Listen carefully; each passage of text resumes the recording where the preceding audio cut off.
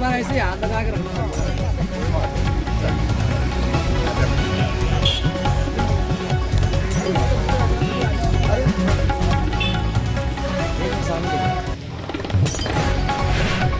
हम हर वर्ष जो है हेमंत कवि चंद्र कुमार बरतवाल की जयंती और पुण्यतिथि मनाते हैं। और चूँकि गत वर्षों हम देहरादून में भी कार्यक्रम करते थे आज ही के दिन, और आज के दिन गोपेश्वर से लेकर के मालकोटी और पूरे जो उत्तराखंड में वहाँ जगह जगह आज उनकी जन्म तिथि पर जो है कार्यक्रम हो रहे हैं। और वो एक ऐसे प्रकृति के चितेरे कवि थे जिन्होंने मात्र 28 वर्ष के अल्पायु में कम से कम 1000 कविताएं जो है हिंदी साहित्य को दी हैं, हिंदी कविता संसार को दी हैं और चले गए। तो इसीलिए चंद्र कुमार बरतवाल को उत्तराखंड का कीट्स और पीवी शैले भी मानते हैं, क्योंकि वो प्रकृति कवि थे। उन्होंने यहाँ के फ्लोरा फोना के ऊपर बहुत सारी कविताएं लिखी। मंदाकिनी घाटी जहाँ उनका अंतिम जीवन गुजरा और जिस मालकोटी में उनका जन्म हुआ, उसके बाद वो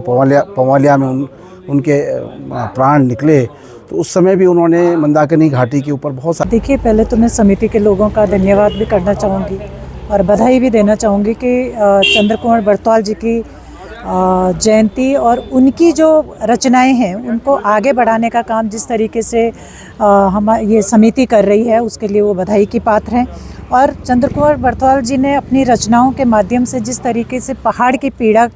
को दर्शाया है, उनकी जो अभिव्यक्ति थी अपने अंदर के दर्द को जो जिस तरीके से उन्होंने अपनी रचनाओं के माध्यम से अभिव्यक्त किया है, निश्चित रूप से वो आज की पीढ़ी के लिए सीखने का ये काम करती है। और मुझे उम्मीद है कि जिस तरीके से समिति ये काम करती आई है चंद्र कुमार बरतवाल जी की